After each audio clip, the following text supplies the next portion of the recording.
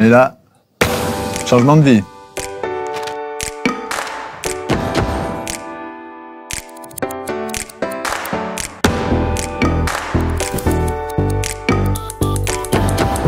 À la sortie de l'ESTP, avec deux amis, un en travaux publics, l'autre en bâtiment, on crée une société de BIM avant le BIM et au bout de 2 ans, on revend. Ensuite, je vais vers la promotion immobilière. Ça dure 4 ans et là, je reçois un appel téléphonique. C'est le projet de la Fondation Louis Vuitton qui recherche un BIM manager. On enchaîne sur la Fondation Luma, deuxième projet, deuxième séquence de data. Et au bout de ces 13 ans de chantier, on a structuré une technologie et constitué une équipe. Et c'est là où on décide de ne pas gâcher toute cette techno et de la mettre au service de la construction plus classique.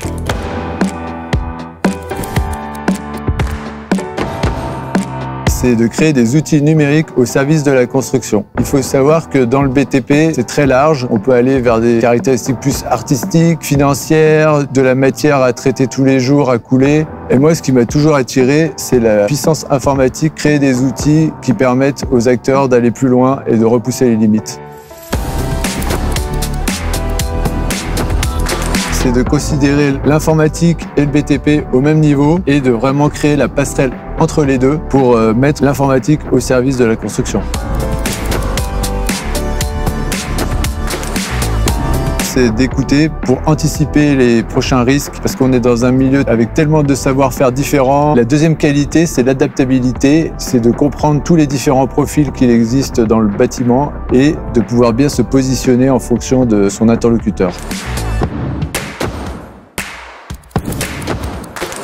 À la sortie des projets ERI, je décide de créer une équipe pour diffuser toute cette techno. Et donc c'est là où je me tourne vers mon pote de promo avec qui j'avais déjà créé la première boîte et 2 ESTP, des travaux publics, promo 2008. Et pourquoi c'est le temps fort? Parce que c'est ce qui m'a permis de me réinventer après de tels projets.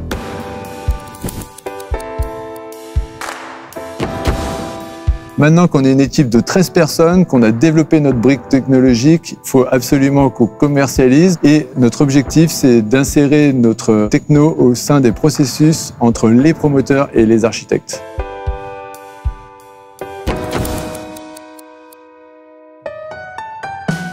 Maintenant que c'est plus à la mode de créer des entreprises directement à la sortie de l'école, je ferais le contraire que ce qu'on a fait, parce que nous, on l'avait créé à l'époque. Maintenant, je conseillerais d'apprendre pendant 2 ou 3 ans le métier pour pas arriver trop frais et bien appréhender ce milieu complexe de la construction.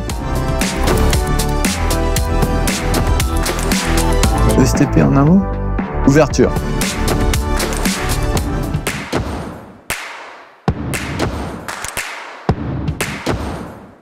Et le conseil ultime, c'est de garder ses rêves de jeunesse.